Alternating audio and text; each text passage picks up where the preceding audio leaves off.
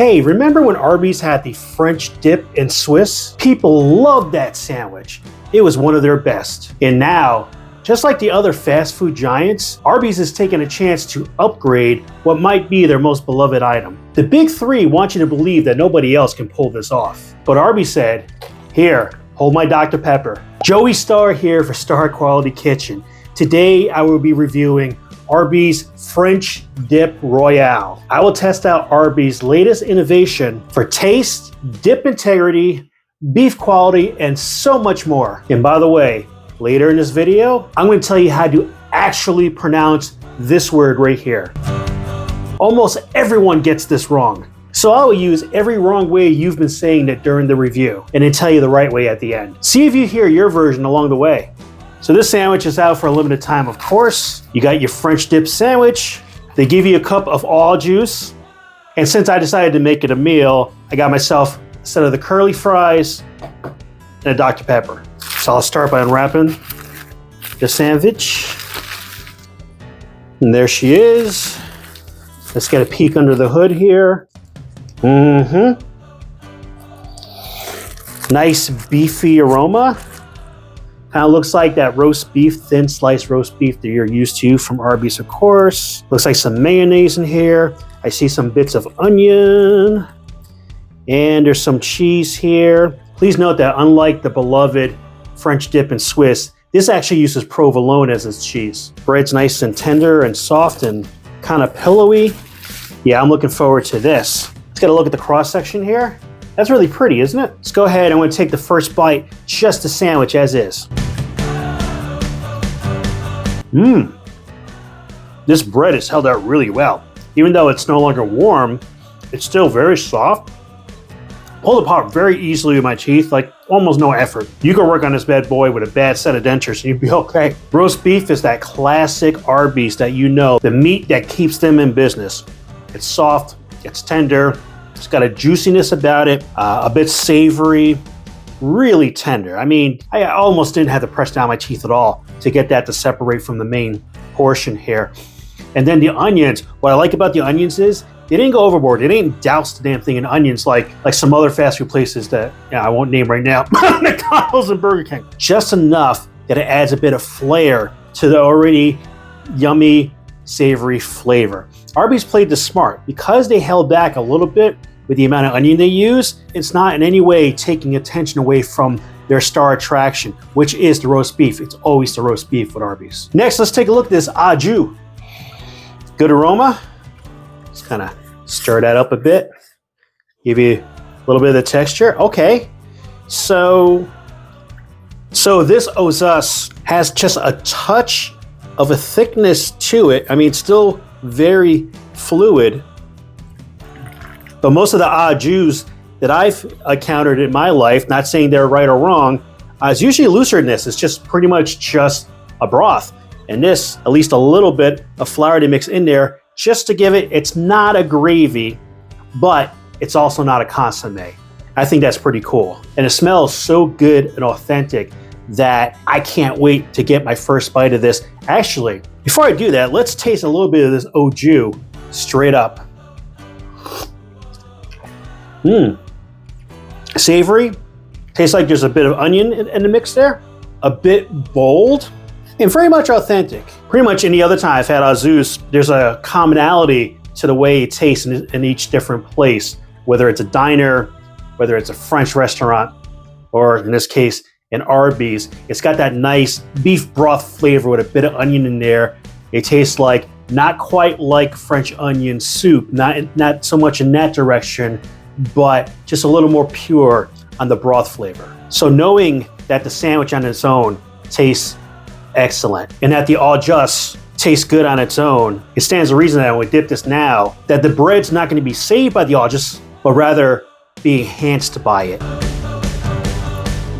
Give it the old dip. Dippity dip. I want to get it nice in there, nice. It's just dripping in it, right? I mean, I'm going all in, baby. Let's go and take that test. Oh my gosh. Wow. Combination of that already good sandwich with that brown dipping sauce just screaming at me like, hey guy, you thought we were good before? Check us out now. Wow. This is absolutely one of the very best things I've ever had from Arby's. Ever, ever, ever. Minimum top 3, leaning towards 2, or maybe even 1. I mean, I can't remember the last time I got super excited about the taste of something I had at Arby's. Now, I do have one complaint. It has nothing to do with the quality of the food. It has nothing to do with the taste of the food. What I have a problem with is portion control. I ordered this delicacy from Arby's thinking that I would get a nice cup of that brown sauce. A cup this size was only filled down to here. I mean, really? Is it really that expensive to make some achoo? Rude. Is there even enough here for this sandwich? Because I mean, if you look here, it's actually a decent sized sandwich there. So I feel like if I dip this the way that I know is delicious, I'm not gonna have enough for the Jesus that's there. One more test before we go on here. In a pro move, what I like to do, when I have enough adjusted in here, I like to dip my fries in it. And go ahead and give that the old fry test. Let it go for a nice swim in this brown pool of French gravy. There we go. Let's see what that tastes like.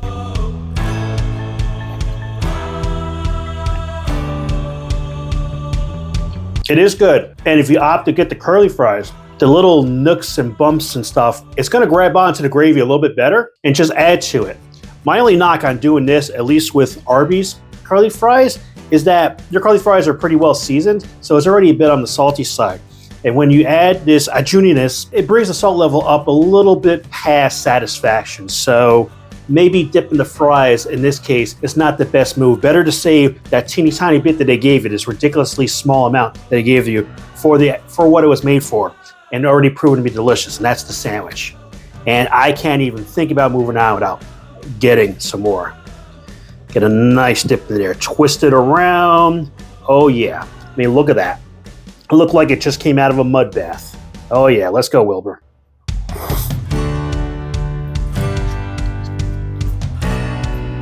That is a flavor combination that has no business being in a fast food restaurant. My gosh, that's so good. So, Arby's French Dip Royale. Is it royalty or is it peasantry? And in this case,